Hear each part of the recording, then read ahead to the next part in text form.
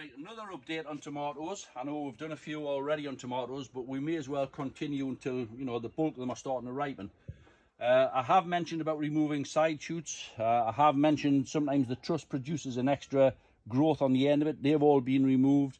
I have actually stopped the tomatoes. If we look on the top, the last truss, I've taken 7 trusses high and I've stopped them above that, which is just take the main leader growth out. So now the plants are all just producing fruit, producing nice fruit, and they're starting to ripen up lovely.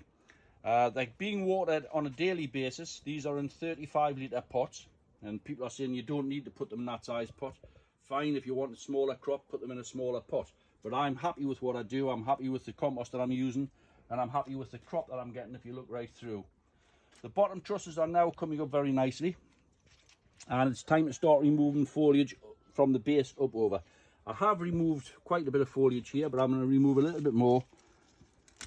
So just cut them off with the secateurs. Be careful not to cut trusses off. It just makes it easier for the air to keep in around the plant, lets the sunshine near them, and it helps to ripen them off.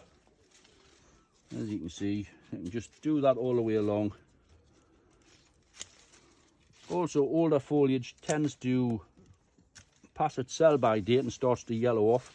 This helps to stop any of that, keeps it nice and fresh and keep it photosynthesizing. Don't go too far up the plant. We see these are beautiful shaped fruit, very round. That hasn't been trimmed, that's the first truss, and the first truss is never your best one. But if we move along a little bit, you can see the trusses get better as we come along. There are some really nice fruit on here. It would pay to remove tiny stuff like this. I've missed that one, the leaves were over it, but as we come along, you can see there are some really nice fruit starting to form here. That's a lovely truss. There's only 7 fruit on it. There's one on the bottom not ripe, but they're ripening up. No dimple in it, lovely calyx on it, nice and round, and it's just a nice size. And they're looking really good. A few people have phoned in and said, how do I stop blossom end rot, or what is blossom end rot? Basically, I haven't seen any in here with blossom end rot. There we are. One of the tiny little ones. That's blossom end rot. And anybody can get it, and it's usually caused through irregular watering or lack of calcium within the structure of the plant. I haven't watered calcium this year. They've just been given a general fertilizer such as Tomerite. They've been given water mainly, and once a week I have given such as Tomerite. Because of the heat, I think most people will find they do get an odd one. That's the first one I've actually found, and you can see there's plenty of fruit on here. Most of the fruit is looking very nice, so just keep a watch out.